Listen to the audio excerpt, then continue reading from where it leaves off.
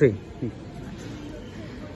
আসলে ডাকসু নির্বাচনটা 35 বছর পর হচ্ছে, এটা আমাদের জন্য এতটা নতুন বিষয় যে আমাদের ভোটারদের প্রার্থীদের সবার মধ্যে বোঝাপড়ার অনেকটাই ঘাটতি আছে।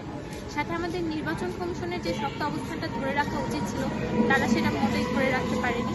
ফলে বারবার আমাদেরকে এমন পরিস্থিতির মধ্যে পড়তে হচ্ছে, ফলে ভোটাররা নিজেদের আস্থা হারাচ্ছে। যেমন আমরা গতদিনও দেখেছি যে আমাদের প্রশাসন থেকে আমাদের ফোন নাম্বারগুলো বিভিন্ন প্যানেলকে সরবরাহ করা হচ্ছে, কিন্তু ফোন নাম্বার তো একটা প্রাইভেসির বিষয়, আমি তাকে আমার ফোন নাম্বার দিব বা দিব না।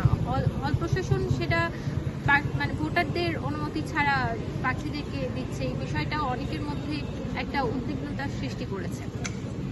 সব মিলায় এখন 5-6 দিন আছে, আমাদের জন্য সবচেয়ে বেশি চ্যালেঞ্জ যেটা, আমরা যারা স্বতন্ত্র প্রার্থী, এখানে প্রায় 30,000 ভোটার, 30,000 ভোটারের কাছে আমাদের চিন্তাগুলো নিয়ে পৌঁছানো, এইটা আমাদের জন্য একটা বড় চ্যালেঞ্জ হয়ে দাঁড়িয়েছে। আর যেহেতু আমাদের প্রার্থীর সংখ্যা বেশ অনেকটাই, আমরা হল সংসদ আর কেন্দ্র মিলে প্রায় 900 প্রার্থী, 900 লিফলেট, 900 চিন্তাভাবনা প্রত্যেকেই ভোটারদের কাছে যাচ্ছে। এতে ভোটাররাও সবাইকে সমান মনোযোগটা দিতে পারছে বা পারছে না। সব মিলিয়ে পরিস্থিতিটা এখন এমন পর্যায়ে আছে যে সবাই সবার মতো সর্বোচ্চ চেষ্টা করছে, যার চেষ্টাটা কাজে লাগে। এমনি আপনি বিজয়ী হলে ক্যাম্পাস নিয়ে আপনার ভাবনা কি, বা বিশ্ববিদ্যালয়ের শিক্ষার্থীদের নিয়ে আপনি কি কাজ করতে চান? আসলে আমার বিশ্ববিদ্যালয় যেন সর্বোচ্চ পর্যায়ে যায়, এটাই আমার চাওয়া পাওয়া, কিন্তু রাকসু আমাদেরকে তো সেই ক্ষমতাটা দেয় না। রাকসুর গঠনতন্ত্র অনুযায়ী আমাদের হাতে তেমন কোনোই মানে এক্সিকিউটিভ পাওয়ার থাকে না। সেই জায়গা থেকে 1 বছর সময়ের মধ্যে বাস্তব কিছু সমস্যার সমাধান করা সম্ভব, বিশ্ববিদ্যালয়কে ভালো কিছু প্রস্তাবনা নিয়ে মানে দেওয়া সম্ভব, এরকম 12টা ইশতেহার নিয়ে আমি অলরেডি মাঠে নেমেছি। আর আমি মনে করি যে এই 12টা ইশতেহার 1 বছরের মধ্যে ফুলফিল করা সম্ভব। এই অঙ্গীকার আমি আমার ভোটারদেরকে দিচ্ছি।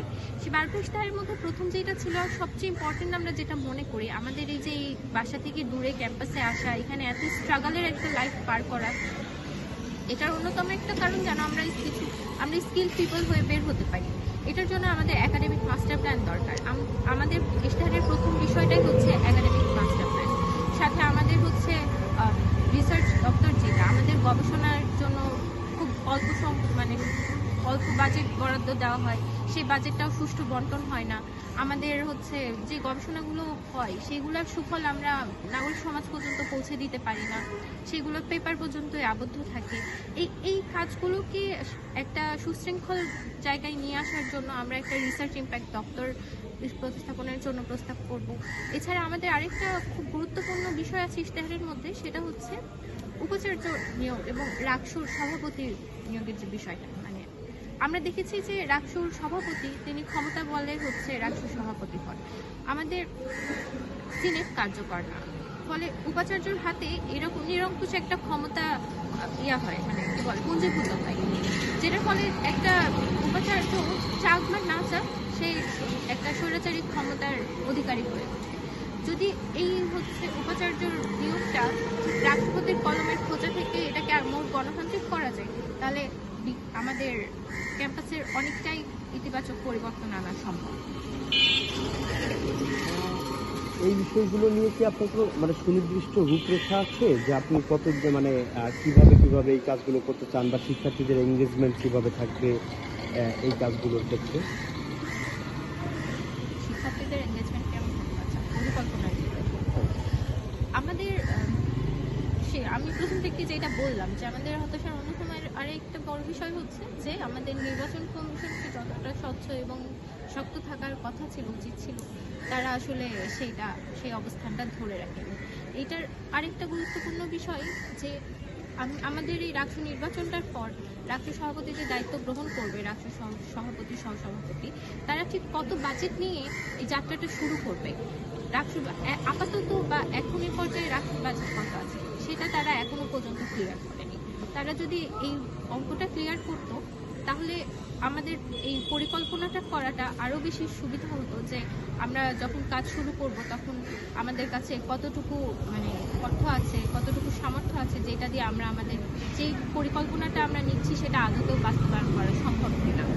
আমরা একাধিকবার নির্বাচন কমিশনের কাছে এরকম প্রশ্ন করেছি যে আমাদেরকে আমাদেরকে যদি এটা বলা হতো যে কত টাকা আছে বা এত টাকা আমাদের হিসাব মতে আমরা যে রাখসু ফিটা দিই এত টাকা তো থাকার কথা, সেটা কি আছে কি না বা সেটার একটা ক্লিয়ারেন্স দেওয়া, কিন্তু সেটা আমরা এখনো পাইনি।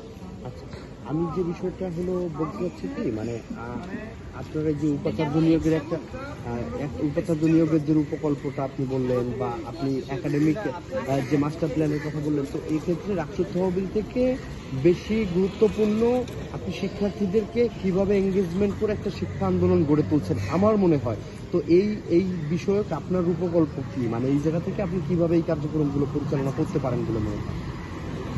একাডেমিক মাস্টার প্ল্যানের যে বিষয়টা, সেই জায়গায় আমাদের বেশ মানে ভালো একটা প্ল্যান আছে। প্ল্যান বলতে এর মাস্টার প্ল্যান নিশ্চয়ই, আমি একটা চতুর্থ বর্ষের শিক্ষার্থী বা আমরা রাকসুতে যারা আমাদের প্যানেল থেকে নির্বাচিত হবে আমরা সবাই শিক্ষার্থী। মাস্টার প্ল্যানটা তো আমরা দিব না, মাস্টার প্ল্যান দিবে দক্ষ অভিজ্ঞ মানুষরা যারা এই ফিল্ডে দীর্ঘদিন ধরে কাজ করে আসছে তারা।